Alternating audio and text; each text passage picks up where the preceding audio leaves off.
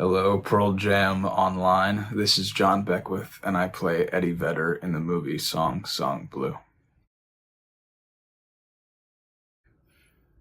Crazy. So, the scene where Mike brings Eddie on stage to sing Forever in Blue Jeans with them, that was a real concert in my book, man. We were in a theater. There were hundreds of people in the audience. There was a live band behind us, and we had live mics. Everything was sung live. And that was the first time I'd ever sung for anyone other than my singing teacher, Anthony, and my grandma. So that was, a bit of a step up for me, and at that point, it wasn't about acting. It wasn't about, how can I act through this scene? No. It was about how can I be a rock star right now with, hundreds of people in the audience and friggin' Kate Hudson and Hugh Jackman to sing with. Anyway, I think it worked out.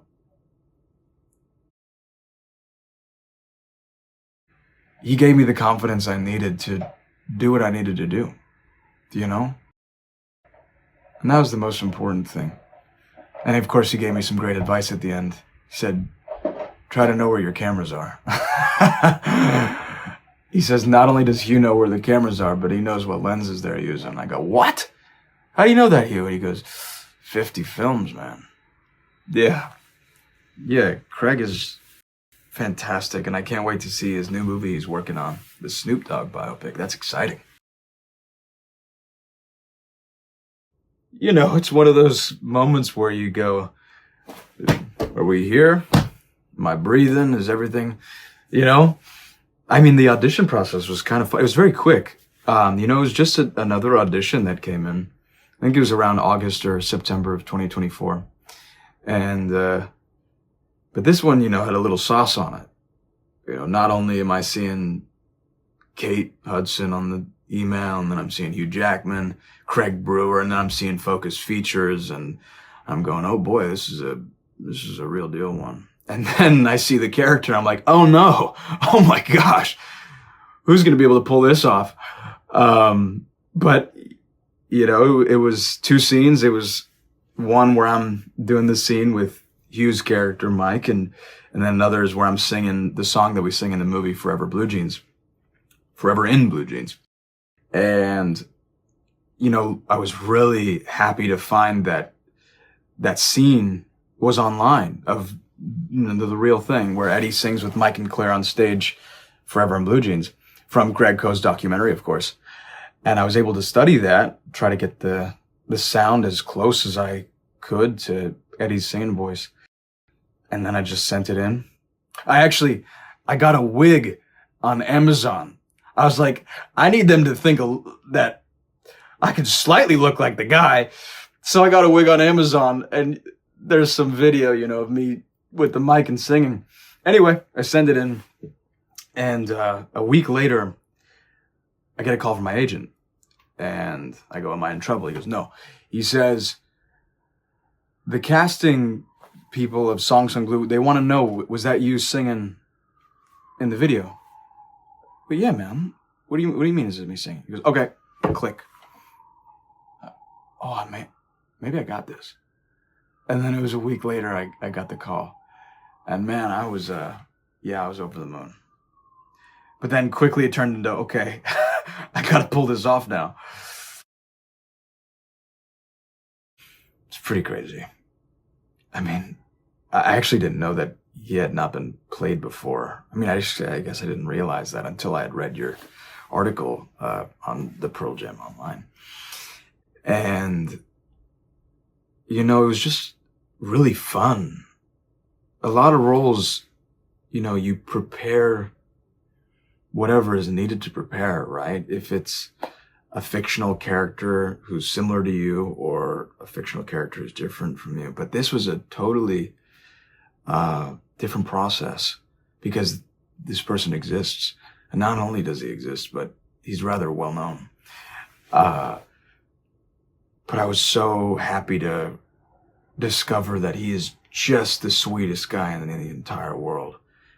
When you really dive in and learn about what he's done, he is so generous and so kind and caring. And it kind of made me, fall in love with the person a little bit, just because, it's rare to have someone who's so talented and yet so giving and, yeah, sweet. So I was happy to find that out. And then it was also just a deep dive into the world that he grew up in. And what was it like, in San Diego or in Seattle in the 80s and 90s? The music that was around. And it was so fun to live in that world for a small period of time. And then to play him, is it's as good as it gets, man. Yeah. When it came to learning how to sing like him, I just kind of had to be realistic, I had about 3 weeks to prepare, and that's kind of a tough gig to learn how to sing like Eddie Vedder. But, I had a job. I'm an actor, so I got to make it work somehow. So I just studied as much as I could, going from, of course, Mr. Crow's documentary, which was super helpful, and then learning what Eddie sounded like in the 90s. What does it sound like when he sings one of his songs versus someone else's song? And what I learned was that he is just so alive when he sings, as in he's always going somewhere, it seems. It's not like he's phoning it in. And that means every performance is totally different. It's like a jazz singer. He's doing what calls him in the moment. And, I can't really try to interpret that, but I could do my best with the time that I had. So yeah, it was just about trying to be realistic and hope that, if the audience squints a little, maybe they can go, could be,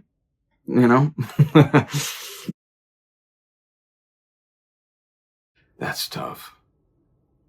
I think I'll list a couple, okay? 10, of course, their first album, and for them to be able to do what they did right out of the gate, it's crazy. My favorite song on the album is Black. That's the one I like playing the most myself, and I love playing that song, man. I love Vitology. I love Backspacer. But you know what I love Eddie's solo stuff. The first time, this was years ago, the first time I heard Eddie's solo stuff, I think, I was at my friend's house in Atlanta, and her dad had his ukulele album. And he put it on the vinyl, put it on the record player, and a great sound system. He's like, listen to this, man. And so I'm laying on that couch, and I listened to it from front to back in a total trance. Oh, it was so beautiful. I love his Into the Wild album. No Ceiling. But yeah, it's hard to choose. So there's a bunch. Don't make me dream, brother. It's hard. You know what I think is a good duet song? I think Last Kiss is a great duet song. I know he did that with Post Malone, and I liked that a lot. I would think Last Kiss or Society is a great duet song, I think. But also, I just want to watch him do his thing. So, you don't need to throw me in the mix. But, hey, I won't turn it down, brother. Thank you for having me and for letting me talk about this. And I hope you guys have a great rest of your day.